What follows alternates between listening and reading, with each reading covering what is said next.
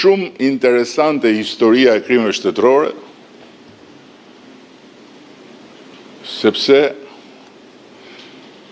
nuk rezulton asnjë krim shtetëror i pandëshkuar. Por, nga ana tjetër, është shumë evidente në analet e asaj historie se sa shumë vonon ndëshkimi për një krim shtetëror. Por ama, edhe me orvatjen për të gjetur ngushëllim tek historia e botës demokratike ndaj krimeve shtetërore, nuk e kam menduar, them të vërtetën, që reforma në drejtësi, për cilën 20 janari si nevojë prioritare e jona për drejtësi, ka qenë njëri prej burimeve të energjisë dhe të vendosmërisë sonë për ta çuar përpara të reformë. Dhe pastaj strukturat e reja speciale, krejtësisht të pavarura që u krijuan në kuadrin e reformës drejtësi, nuk do të ngrinin, e pa imagjinueshme për mua, asnjë akuzë të vërtet për 20 janarin, as pas 15 vjetësh nga vrasjet mizore në bulevardin kryesor të Shqipërisë. Fatkeqësisht, për vite me radhë, edhe vetë SPAK-u bëri sikur kjo çështje nuk ekziston. Pavarësisht se bëhet fjalë për krye çështjen mes çështjeve të lidhura me abuzimet dhe pushtetit politik në Shqipëri, të cilat SPAK-u merret drejt për drejt. Ndërkohë që kur i është dashur, ka hetuar dhe ka ngritur akuza pa humbur asnjë vit për çështje të hapura edhe me një letër anonime, apo ka konsumuar kohë dhe energji me vite, duke mbajtur peng punë me interes shtetëror dhe punonjës shtetit, me çështje të cilat janë aq të sforcuara sa mund të shkruen romane satirike, jo vendime gjyqësore të formës prerë. Fajësie. Ishte i paepuri Mark Nika, ungji i të ndjerit Alex Nika, që e çoi kryeçështjen e 20 janarit deri në Strasburg dhe e riktheu kësaj gurin mbi varrin ku drejtësia e kishte kyçur 20 janarin pas një farse të shëmtuar kriminale si ai gjyqi që me demek u bë lidhur me vrasjet. Vetëm ashtu dhe vetëm fal këmbguljes së familjeve të viktimave përmes Markut, dosja e krimit më të egër të historisë demokracisë shqiptare u rivendos me detyrim përcaktim në tryezën e SPAK-ut, ku Marku dorëzoi dhe një material autentik zërash të regjistruar në vendngjarje nga kanalet e komunikimit të forcave të sigurisë, të cilin prej vitesh e mbante fshehur nga mosbesimi total ndaj institucioneve të drejtësisë dhe natyrisht nga ndroja se mos ai material humbte në thonjza, siç në thonjza janë humbur plot gjurmë. Po ndërkohë 20 janari ka një specifik. Ndërkohë që gjurmë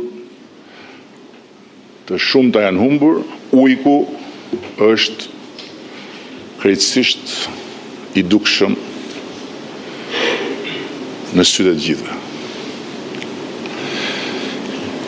Gjykata e Strasburgut i nënvizoi shumë qartë si shkelje të konventës europiane, qoftë përdorimin e pajustifikuar të forcës vdekjeprurse, qoftë mungesën e bazës legjitime për të mbrojtur zyrën e kryeministit me forcë vdekjeprurse,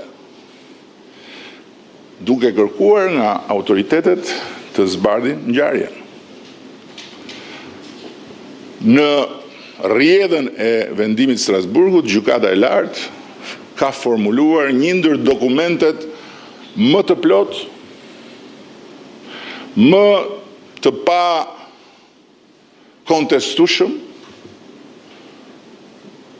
profesionalisht dhe moralisht, dhe ka vënë faktikisht në lëvizje hetimet që kanë rinisur. Ndërkohë që shpresa vdes e fundit, ndërsa nevoja për drejtësi nuk vdes kur, edhe kur vdes shpresa. Dhe megjithëse unë nuk e di dot, edhe sa vite të kërkoj fundi i padrejtësisë ulëritëse mbi 20 janarin, mbi familjet tuaja, mbi çdo që do drejtësi për Aleksin, Ziverin, Hekuranin dhe Faikun, di me siguri që ulërima e kësaj padrejtësie nuk do të shuhet asnjëherë. Dhe nevoja për drejtësinë e munguar për këtë tragjedi të madhe do të triumfoj me se zbën.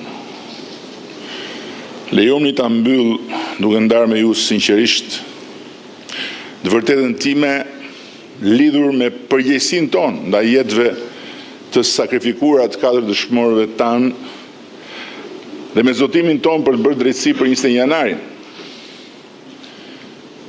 Ne e kemi mbajtur me dinjitet të lartë atë përgjegjësi dhe nuk e kemi tradhtuar asesi zotimin solemn përderisa duke pavarësuar drejtësinë nga pushteti politik dhe duke ngritur spakun dhe gjykatën speciale, kemi krijuar për herë të parë qysh nga krijimi i shtetit shqiptar kushtet për fundin e pandëshkueshmërisë me ligj, jo me zakon. Përmes organeve të drejtësisë, jo përmes partisë dhe qeverisë. Ky është fakti, këtë se luan topi, dhe kush kërkon nga ne pse nuk është bërë drejtësi për 20 janarin, të shikoj tek stacioni i trenit, jo tek kjo godin. Sepse nga kjo godin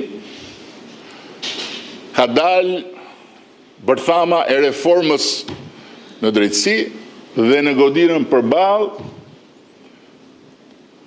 është çelur ajo bërtham dhe në godinën e parlamentit është bekuar ajo farë e drejtësisë së pavarur nga pushteti politik. Dhe nuk është pushteti politik as i qeverisë, as i shumicës parlamentit apo i gjithë parlamentit po doni, as i partisë apo i gjitha partive po doni, që duhet të bëj punën në kanalet e hetimeve dhe në sallat e gjyqeve. Është një pushtet tjetër që duhet i bëj këto. Dhe ky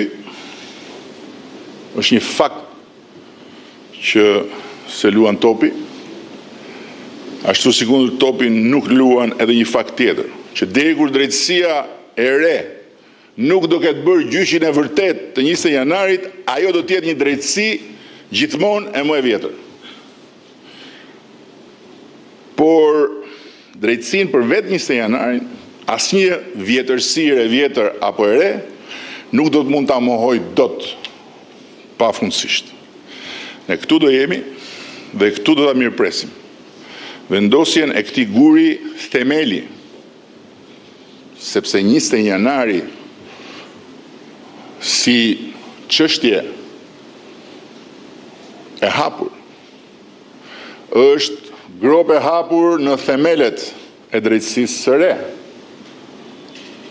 është një grob e hapur që vë në dyshim fort moralin e drejtësisë.